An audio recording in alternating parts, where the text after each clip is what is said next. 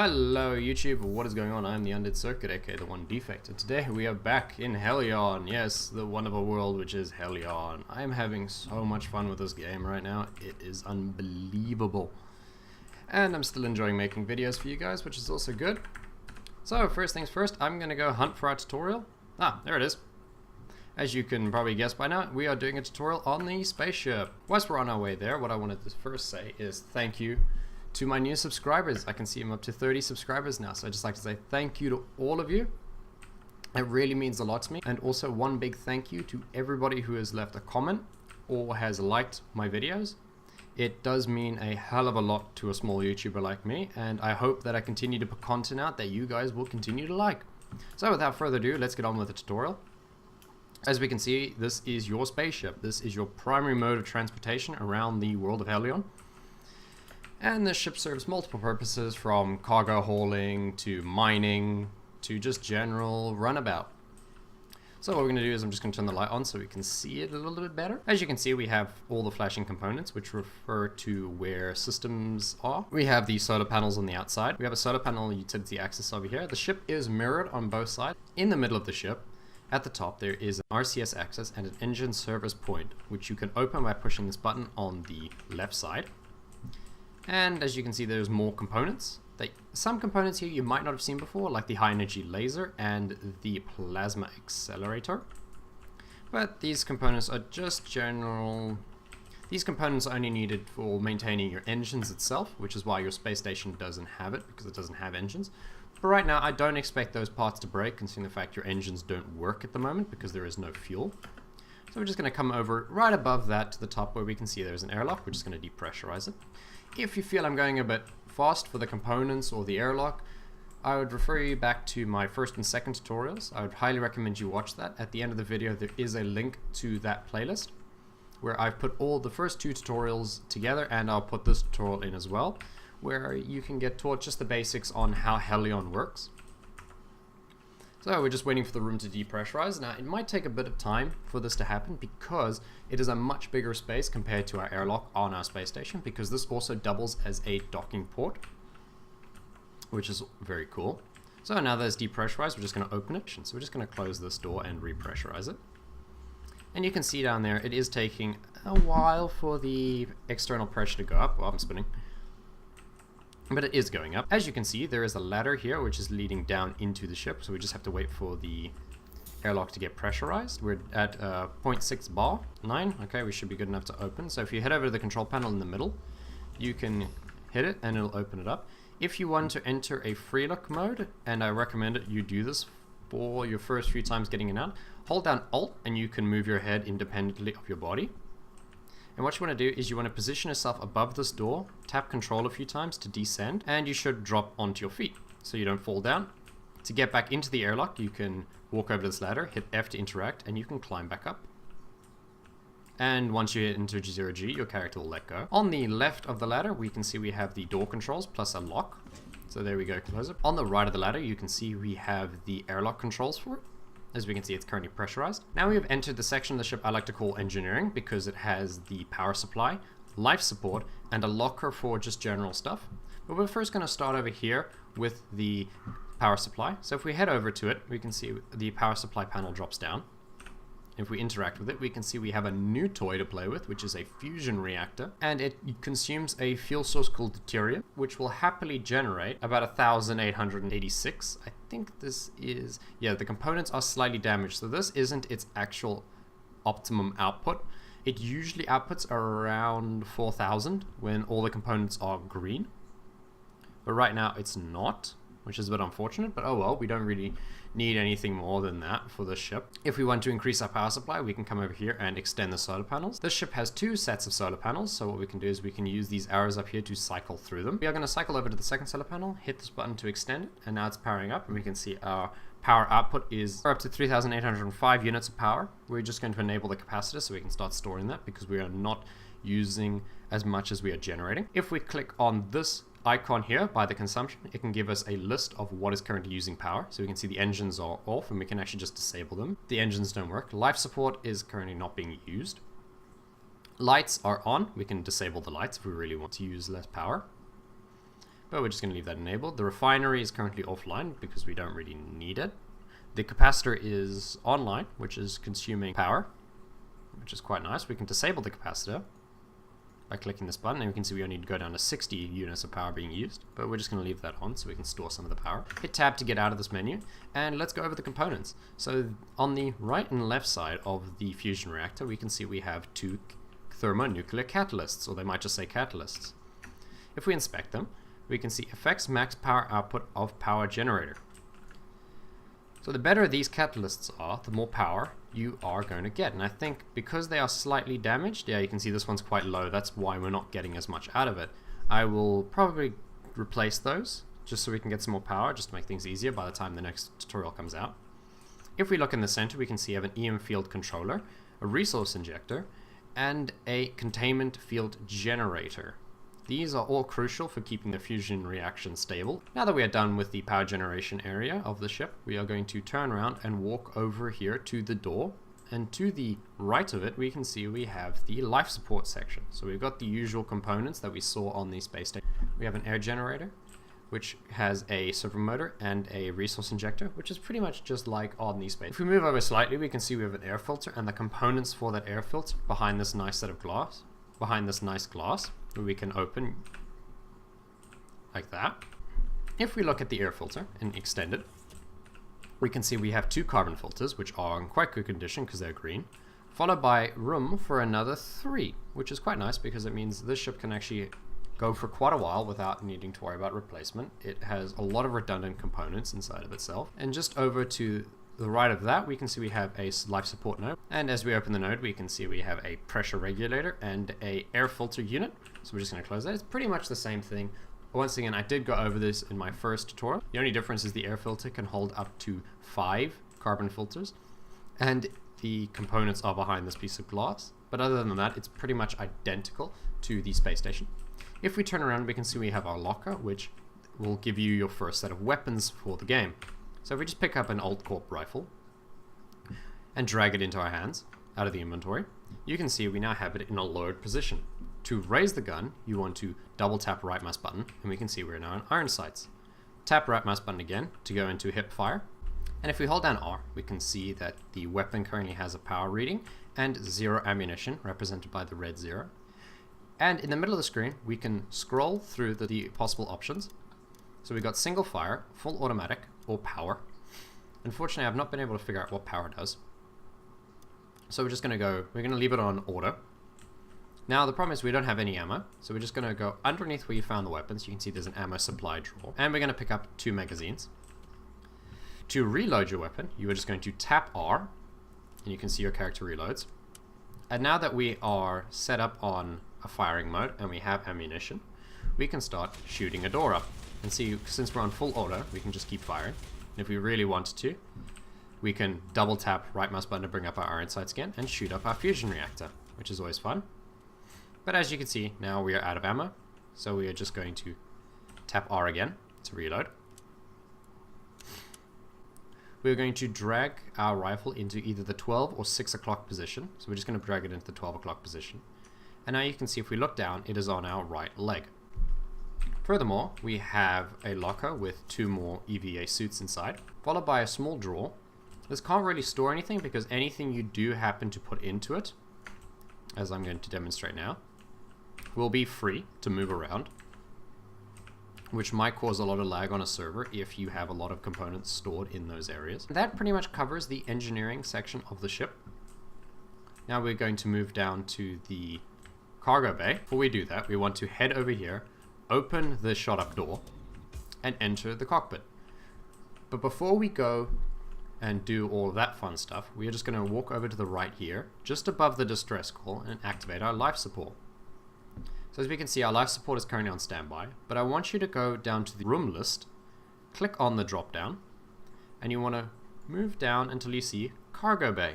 You want to disable life support for the cargo bay, and this will be important in a second. So we're just going to tap to get out of that. We're going to come over here, stand on this platform here, which is an elevator, and also doubles as an airlock.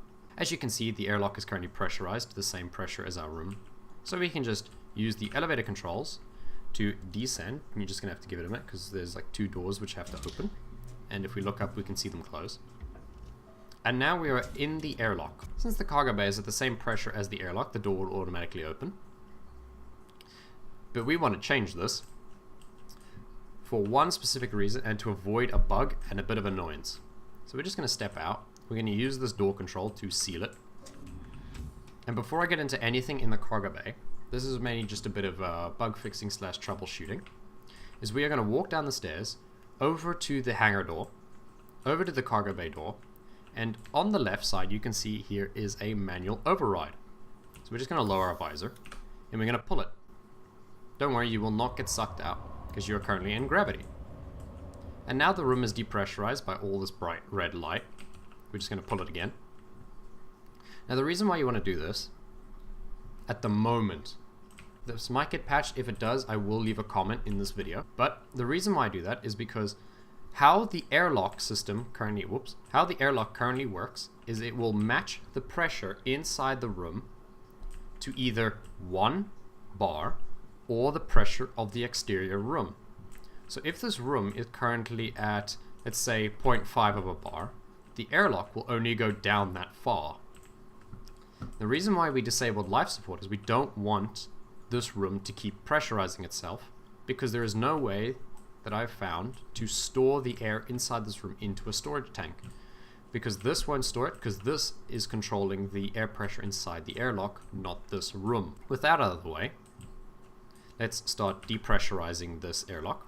There we go, we're now depressurizing it, and let's continue with the tour of the cargo bay. If we walk down the stairs, we can see we have all these crates which have components in order to keep your ship running for quite a long time. The ship is designed to stay away from the main base for a while, so it does have quite a decent amount of storage and components, which if you choose to, you can cannibalize and use it to repair your station if you have some damaged components. As you can see here, we've got some relatively good quality CO2 filters. We have some more catalysts and EM field controllers and everything like that. More catalysts, EM field controller, and these are containment field generators. The most important part of these boxes, I would say, is over here, is the furthest left, where you can see we have a singularity cell detonator and a warp cell. The brighter this light is, the greater the charge in the warp cell. So what I'm going to do is I'm going to pick one of these up, and I'm going to pick up the singularity cell detonator. A word of warning, if you pick up the singularity cell detonator, at the moment you cannot place it back down. You can place the warp cell back down, but not the singularity cell detonator. You can of course just toss it down back into the crate, but this could cause a lot of lag for the server if you move and potentially glitch it out of your ship. And this is quite a hard component to come across. So you want to save it. Ideally, save it in your space station that's not going to move. Now that we are done with down in the cargo bay itself, we're going to head up here to where the mining tools are kept, and the life support node, which is pretty much the same as every other life support node. We're going to turn around, and we can see we have 2 Alt Corp drills. These are mining drills, which I will cover in the next video, followed by 12 batteries, 6 on each side, and 4 Alt Corp ore containers. There is one more Alt Corp ore container inside the space station if you want to get that as well. Followed by a charger for your suit and battery. If we just pick up a battery and equip it to our hand, we can see we can place it here. At the moment, it can only recharge 1 battery at a time, which is a bit unfortunate because it looks like it has 3 slots. So we're just going to pick that back up, put it in our inventory, and place it back on the shelf. To the right of the upper deck elevator, we have the cargo interaction panel, which we can see all the resources. Our ship uses deuterium to charge its fusion reactor, nitrogen and oxygen to create a pressure. Like I said before, the engine fuel currently doesn't exist, and the only difference is this ship uses nitrogen as RCS. So, before I start suffocating, let's just open this. In fact, I am starting to suffocate. We're just going to open this and start pressurizing this. Yep, there we go. Good thing it pressurized just in time. Sorry if it felt like I rushed the cargo bay section a bit. I was running out of oxygen, and at this point in time, the crucial components that are in there aren't really necessary unless you're going out mining, which is the mining tools on the other side of this. And of course, in the next video, when I actually do cover mining, I will discuss them in greater detail. Now that we are done with the cargo bay and the engineering room, we can step over back into the cockpit, where we can see we have the life support and distress beacon, followed by the room status. Before I head over to the chair, I'm just going to explore down here in the observation deck. And once you drop down, to your left, you will see the warp core. And this is, if you press this button here, you can see this extends the singularity cell detonator. So as you can see, I now have 2, but this one's in quite good condition, so I'm just going to place it back. To the right of this, you can see here is our warp cells, which I'm going to replace one of them, just so we've got a fresh cell in there. But as you can see, this one's at 11%, and this one here is at 46, so we're just going to put the 46 back. As the warp cells are consumed during warp travel, the brightness decreases, which represents the amount of charge they've got. If we turn around, we can see we can head over to the observation deck, right above the cargo bay, and below the chair. But there's nothing really to see up here. So we're just going to head back to the ladder. Once again, F to interact, and you're going to climb up using W and S. Sorry if I didn't mention that earlier. And you're going to keep climbing until you hit this panel, and your character will just bounce off. So now we're going to head over to the fun part, which is the chair. To enter the chair, you need to walk over to where the footrest is, look at the seat, hit F to interact, and your character will sit down. As we can see, we just have to wait for the armrest to retract. And now we are in control of the ship. On the left, we can see we have the engine status offline. Plus, on the left of that, we can see we have engine, FTL, capacitor, and life support. Capacitor and life support are in green because we have enabled them. Engine and FTL are currently disabled because they are flashing in red. To enable the FTL and engine, we are going to look over at our center radar and down, which shows us all our interaction buttons that we can do, all the interaction buttons that we can use. If we look over to the right, we've got the FTL, which we can interact by pressing F, and you can see it starts glowing blue. If we look over on our status panel, we can see the FTL drive is now yellow. And if we wait a minute, it'll turn green. If we try to enable the engines on the left side of the button panel, we can see that it goes yellow, and the ship will detect that it has no fuel for these engines, so they'll start cooling down. So if we just give it a sec, there we go. Since the engines are now glowing blue, it means that it is a cooling down, also represented by this text here. To the right side of the radar, we can see our current contacts. To the center, we can see our radar, as I've described earlier. Followed by, above the radar, we can see our heads-up display. In the middle, we have a center ring, which shows us the direction the ship is facing. Underneath that, we have our speed relative to the contact that we have selected. To the left of that, we have our vertical speed relative to the contact. And if you can see up here, we've got 3 dots, which represent the contacts. As we can see over there, there's our space station. Let's start flying over to our space station in order to dock this ship, because right now, the match velocity option doesn't work due to a game-breaking bug. To interact with it, we're just going to look at the center dot, and we're going to hit F to interact, and our character leans forward. To re-enter free look, you're going to press Alt, and now we can look around again. So we're just going to interact with the center again, and now we are in control of the ship. The controls for moving the ship is pretty much identical to your EVA controls and docking controls. So we're just going to use the mouse to move over to where our station is.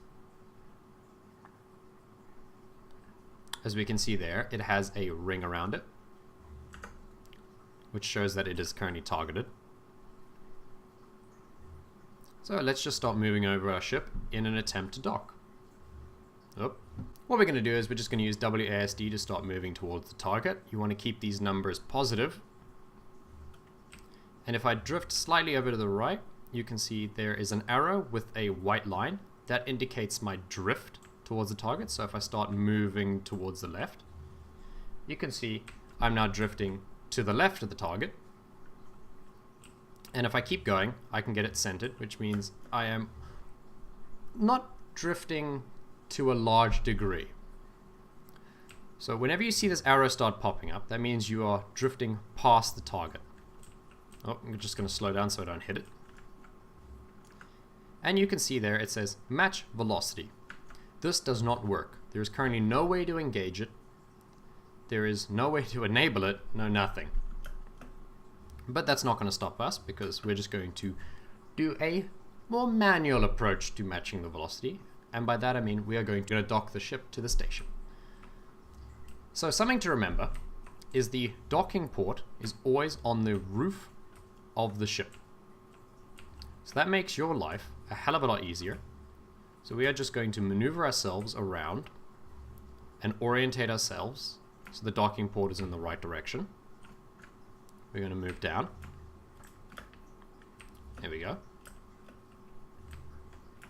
Might be a bit confusing to fly the ship at first. You might not be used to a large acceleration that the ship has. Now that we are aligned correctly to the space station, we are going to talk about the rest of the buttons on the docking panel. We are going to press Alt to enable free look. And whilst you're in free look, you can still control the ship. You just can't rotate it. So you can see I can start moving to the left and right. And as we look down here, we have headlights, which we can turn on or off. Dock, which brings up our docking interface, where we can get out by pressing tab. We'll talk about that in a minute. Then we also have Nav, which is our navigation panel. This I will be discussing in the next video. Before we enable the docking panel again, we are going to look at the space station. And of course, remembering that the docking port is to the roof, we are going to look at our radar that we can see in the bottom of our screen. And we are going to move the white dot that we have targeted down until it is on the first ring of the radar, and we're going to try to center it. What doing this does is it positions the docking port you have on the top of your ship, which is also the airlock, in roughly the right position to make contact with the space station. So we're just going to enable dock, and we can see if we look over to our left, there it is. A handy tip I would like to give you is ignore the sides of the screen. Just look at the docking port screen, because as soon as you try to fly your ship and you start looking at the outside area of the docking screen, you're going to get confused. To demonstrate this, I will move my mouse down. My docking port camera will move down, but look what happens to the stars around the outside of the docking panel screen. So I'm moving my mouse down. You can see I'm rotating, which is a bit confusing. So that's why I'm saying dock using the docking screen, don't dock using the edges of the docking screen essentially. So we're just going to position the ship again. We are going to slowly start moving towards it, because even your movement is now orientated so that it is correct to the docking port. You might be noticing there is no docking panel showing up and there is no docking ring. That is a common bug, and to fix this, I have found a simple way to do this. Double tap R. And there you go. It's now showing up, which of course now will allow us to dock. We can try to cycle to a different docking port, but since it is currently being used by our airlock, we cannot dock to that. And you cannot dock to an airlock unless it's a ship. So we're just going to move in, and there we go. So now we are docked. Congratulations, you have now docked your ship to your space station. Just hold down Shift in case you have picked up any random rotation. We can hit Tab again to get out of our chair. And now that we can turn around and turn our lights off. And let's go walk over to our airlock. We can open the door by interacting with this button. Once again, look at the ladder, press F and climb. You will enter 0G and let go. Smash your head against the roof. To be safe, I always like to close this door. So you're just at risk of depressurizing one room, not an entire ship's worth of oxygen. But we shouldn't need to do that, because now if we look, we should be docked. So we're just going to open this door, and there we go. We can now enter our space station from our spaceship, and that right now is the only way of keeping your spaceship close to your space station. Because like I said earlier, the match velocity doesn't work currently due to a desync issue. Onto the final topic that I'll be talking about today. How to undock. It's all fine and good, you dock your ship, but now how do you get it undocked?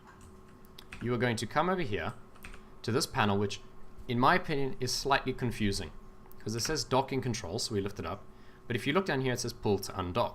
So you think, oh hold on, I don't want to do this, especially with this door open. So what I'm going to do is I'm going to pull this lever, and the light goes green. Where if you refer to this instruction panel here, it says green means engaged. So this docking clamp is engaged. Now your ship is docked. Essentially, technically your ship is now actually attached to your station.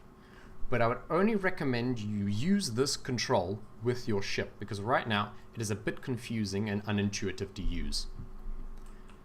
To undock, what we're going to do is we're going to enter back into our spaceship, and you can see the same docking control. We're just going to close this door, preferably this door as well. And there's a little trick you can do. If you just turn your head around, you can see there is the manual override door control. So we're just going to open it, pull it, so that this door closes. We can close the panel through the door, and we're just going to manually close this door. Here comes the fun part. We are now going to head over to this docking panel which says pull to undock. And in this case, it means pull to undock, even though you can see the red light, which is indicated here as disengaged. As you can see, it is red. It is definitely not green. So when we pull this, your ship is going to get pushed off from the space station. And that door's just opened, which means that room's going to depressurize. Oh well. So we're going to pull it. Nope, I said we are going to pull it. There we go. And as you can see, we have undocked. This is why I do not recommend you do this with the airlock, because if you get the order wrong, you can heavily screw yourself, because whoopsie daisy, I accidentally did this the wrong way around, and now my airlock is floating away. So just a quick side note, the fact that I couldn't dock with the station was because I still had the docking control like this. Like I said, this system right now, in my opinion, is still quite buggy. So just be prepared when you do use it that you are going to have to do a bit of cleanup afterwards. So just remember, once you've undocked, the first thing you want to do is re-pull this so you disengage your ship's docking clamps. That'll allow you to re-dock to the station. And it also causes a few other bugs, like preventing your airlock from depressurizing and repressurizing. But other than that, I'll be right back. And there you go, as we can see, we are now docked. So that's how you fix that problem. In case any of you guys are encountering the fact that you cannot redock, it means that the ship you are trying to dock to your main base has its docking clamps engaged. And now we have opened this door, and we can enter our spaceship. Fall down slightly, but oh well. Then of course you want to pull this. So your ship is now ready to leave. When you want to leave, just pull this lever here. I made a mistake earlier. This door will seal itself when your ship undocks. Do not worry. This will turn orange and your ship will seal. So your space station will not vent any atmosphere. But still, it's quite good to be safe, so I'd leave that door closed. We can confirm that the ship is docked correctly, because when we walk away from it, we can see Dock A's door closes and not our ship's door close. If both doors close, that means the ship isn't docked correctly, and you probably forgot to pull the lever on your space station's side. Do not pull the spaceship's docking lever until you're ready to leave. Overall, I think this episode went quite well, and we seem to always end it in this room, so why not continue that trend? In the next video, I'll be covering mining and how to jump to different places. Thank you guys for watching. Thank you once again to all my new subscribers. If I taught you something that you didn't know about, please leave a like. If there is anything you want me to do or test, please leave that in the comment section below as well. But overall, thank you guys for watching. I hope this tutorial has taught you something, and have a good day.